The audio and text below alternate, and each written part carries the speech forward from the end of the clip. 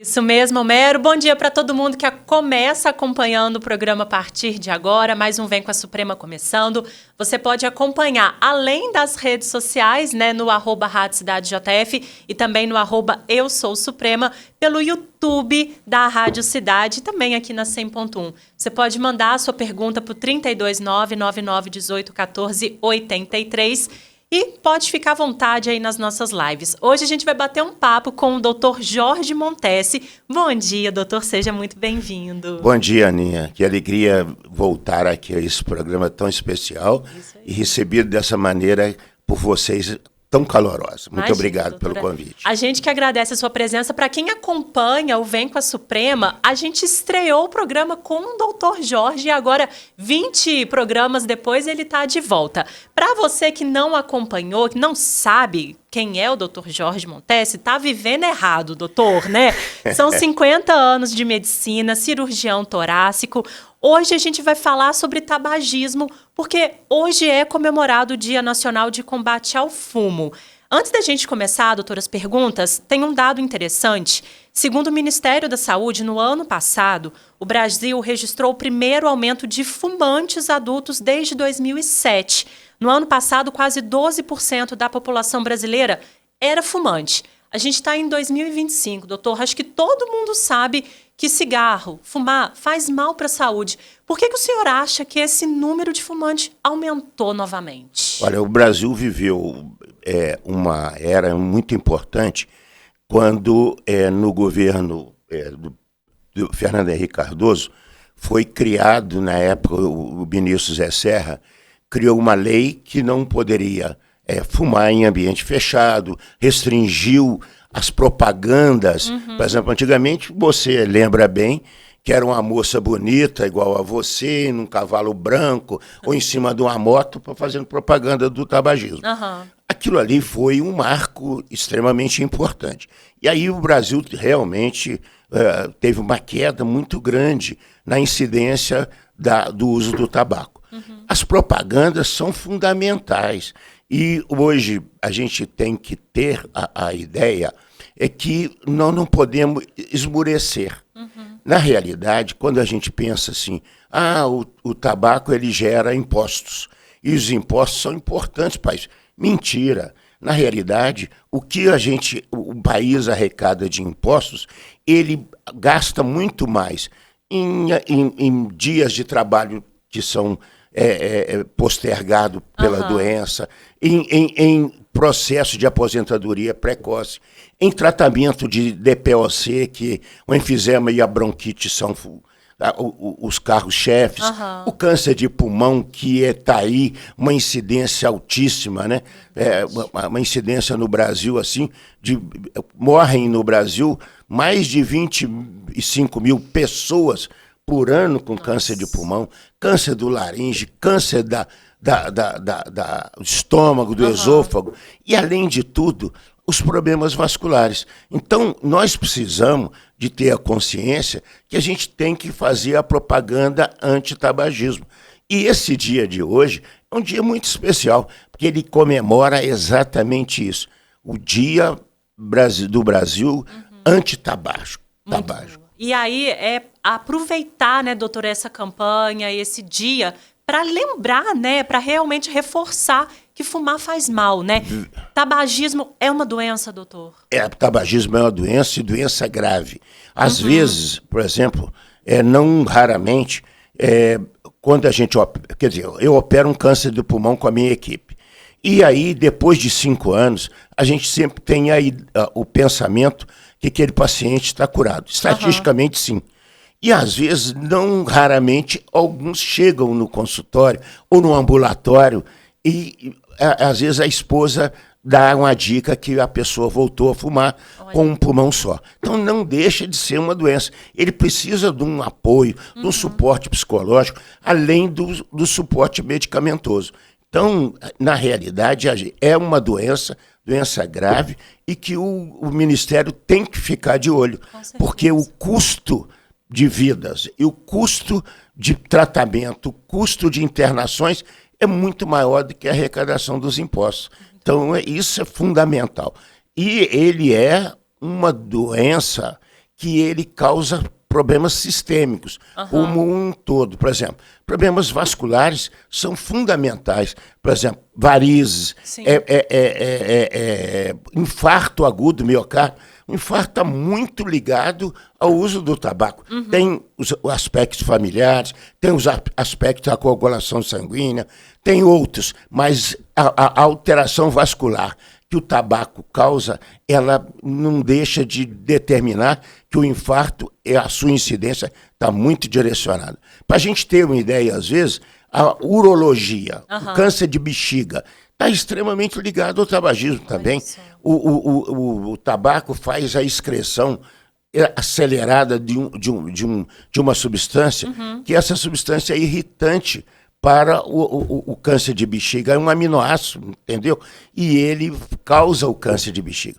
Então, é uma doença e é difícil abandoná-la. Precisa de suporte e apoio. Isso é verdade. E tem alguns locais, né, doutor, na cidade, alguns até acompanhamentos, centros que fazem esse tratamento de forma gratuita. Como que funciona isso aqui em Juiz de Fora, doutor? Todo mundo, toda a população fumante pode ter ajuda desses locais? Pode ir nos postos de saúde das suas regiões. Lá ele faz a sua intencionalidade, que quer parar de fumar, e aí tem a direcionamento para a chamada atenção secundária. Na atenção secundária tem os especialistas e até dando o medicamento, além do suporte. Porque não é só o suporte médico, suporte psicológico, suporte motivacional. Então, é um conjunto, é uma equipe multiprofissional que estabelece esse processo. E é fundamental, gente. Olha, eu fico feliz, né? Porque estar aqui e a minha função, eu dei aula de câncer de pulmão na Universidade Federal de Juiz de Fora, câncer de pulmão na Universidade Federal do Rio de Janeiro, e hoje eu sou professor de câncer de pulmão da Suprema. Olha. E dentro desse processo como um todo, esse direcionamento para os alunos. Para você ter ideia, Aninha, eu, na Federal, nos anos idos de 1984, 85, eu perguntava para uma turma de medicina assim, levanta a mão aí, quantos fumam? 50% dos alunos de medicina fumavam. Inclusive, tinha professores que fumavam dentro da sala de aula. Que isso? Hoje, na Suprema, eu levanto, assim, turmas assim, de 70 alunos e tal, pergunto, tem turma que nenhum fuma. E tem turma que 1, 2 constrangidos levanta a mão. Então, isso que você começou me perguntando sobre a incidência do tabagismo, essa volta precisa que nós, como profissionais, como governo, como seres humanos e até na nossa família, nós façamos a campanha anti-tabagismo. E esse dia de hoje representa muito. Muito bom. Doutor, chegou uma pergunta no WhatsApp da cidade. Assim como existem grupos como Alcoólicos Anônimos, existe esse trabalho no combate e tratamento ao tabagismo também? Existem. Esses grupos estão ligados, inclusive, à Secretaria de Saúde. Nós estamos com um secretário, o Dr. Jonas, que é muito envolvido e que hoje sempre esse trabalho existiu. Entendeu? Agora, o momento atual é um momento de reforço, é um momento de envolvimento. E, através dessa pergunta importante, a procura do posto de saúde. Sim. Tem, inclusive, alguns postos de saúde, que eu não sei dizer qual, porque eu trabalho para o SUS, no Hospital Terezinha de Jesus, no Hospital Ananeri, e trabalho, assim, e sou um entusiasta do SUS, mas eu não tenho direcionamento direto aonde é o posto de saúde ou tal. Se alguém da Secretaria de Saúde estiver nos ouvindo e puder nos ajudar, eu acho que valeria a pena alguém participar com a gente nessa orientação aos usuários. Muito bom. Se a pessoa quiser, né, doutor, procura a UBS. Eu acho que o PAN Marechal também faz esse direcionamento. Lá né? O PAN Marechal, inclusive, eu acho que tem equipe multiprofissional. Na época que eu fui secretário de saúde, já tem muitos anos, mas tinha no PAN Marechal exatamente isso. E na época eu, como representante da saúde, estimulei muito isso. porque a gente que está no dia a dia, a gente sabe qual é o grande risco do tabagismo para a população em geral. Doutor, hoje a gente está vendo, né, há um tempo atrás, na verdade, o cigarro eletrônico ele deu um boom. Ele é realmente tão perigoso quanto o cigarro normal, doutor? Olha, o cigarro eletrônico, e essa pergunta é muito boa, se fosse, por exemplo, ele usado, talvez, na mesmo espaço, a mesma quantidade que o cigarro comum, ele seria menos maléfico. Certo. Por quê? Porque o cigarro comum, ele tem a temperatura do cigarro, tem 3.753 substâncias que são nocivas para o aparecimento de doenças e tal, e a temperatura do cigarro também nociva para as mucosas da boca, da língua, das vias aéreas, do laringe, do faringe. Agora, o que acontece? O cigarro eletrônico, ele virou um substituto, mas um substituto em que ele tem muita nicotina, é o que dá a satisfação para as pessoas, então ele virou um hobby. E esse hobby, as pessoas fumam, mas fumam direto e sequencial. Então, tem trabalhos hoje mostrando que o cigarro eletrônico, o aspecto de contração vascular, por exemplo, como a contração de uma coronária, contração de uma artéria periférica, ele chega mais rápido na periferia. Isso guiado e avaliado por ultrassom. Na hora do uso do tabaco, via cigarro e via cigarro eletrônico. Ele chega mais rápido lá. Então, o que acontece? As pessoas jogam aquilo ali como um mecanismo assim de status, disso, e fumam direto. Eles fumam compulsivamente. E ele, então, por isso, ele tem a substância nociva, que são as que agradam, liberam as endorfinas, e ele tem um aspecto assim deletério pelo uso contínuo e direto, pior do que o cigarro comum. Muito bom. Doutor, outra pergunta no nosso WhatsApp. DPOC tem cura? Vamos lá. DPOC é a doença pulmonar obstrutiva crônica. Ótimo. Tem 2 tipos de DPOC. O enfisema pulmonar e a bronquite crônica. O enfisema pulmonar, ele dá grandes bolhas no pulmão, principalmente nas regiões mais superiores. E a bronquite crônica, ela dá uma inflamação muito extensa nos brônquios. Todos os dois, eles têm melhora quando abandonam o tabagismo.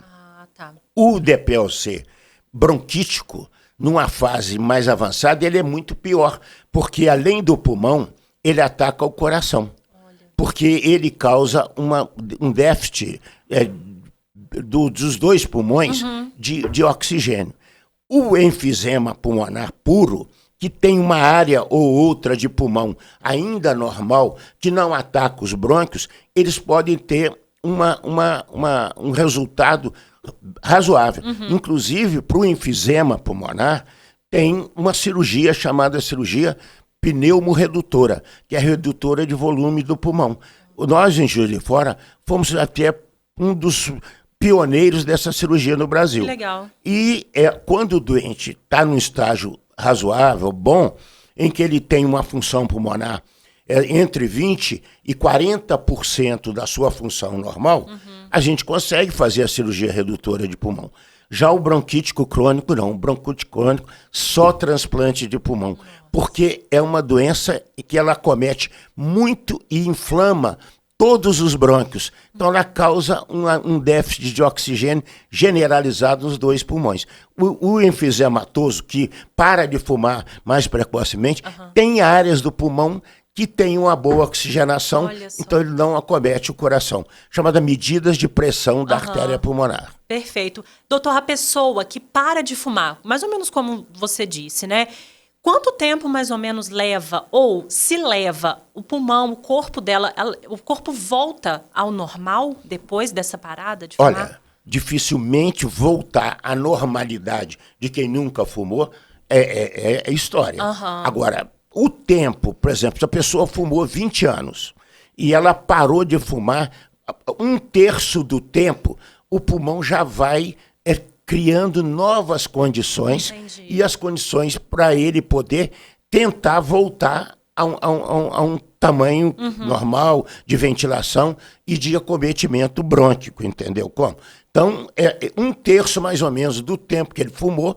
Se ele fumou 20 anos, 8 anos ele já está numa condição clínica bastante favorável. Então, vale a pena parar de fumar. Nunca é tarde, né, doutor? Ó, a gente tem um telefone aqui para quem precisar desse contato, precisar dessa ajuda, que é o 3690-7714. O tratamento pode ser gratuito, inclui acompanhamento psicológico e, quando necessário, terapia medicamentosa, seguindo aí todo o protocolo do Ministério da Saúde. Como o doutor Jorge falou, sempre é bom parar de fumar, né, doutor? Sempre é bom. Isso aí. Então, ó, o telefone 3690-7714. Tem outra mensagem também do Otto, que mandou no WhatsApp da cidade. Procurar a UBS de referência do bairro e os usuários de área descoberta ou moradores do centro de Juiz de Fora é no Pan Marechal mesmo, ó, de 8 da manhã até meio-dia, sala 103. Vale a pena, né, doutor? A galera aí que fuma... Sem dúvida. Né? Dá para parar, né, doutor? Sem dúvida. É difícil, mas vale a pena, Aninha, né? vou lhe dizer outra coisa que é importante, por exemplo.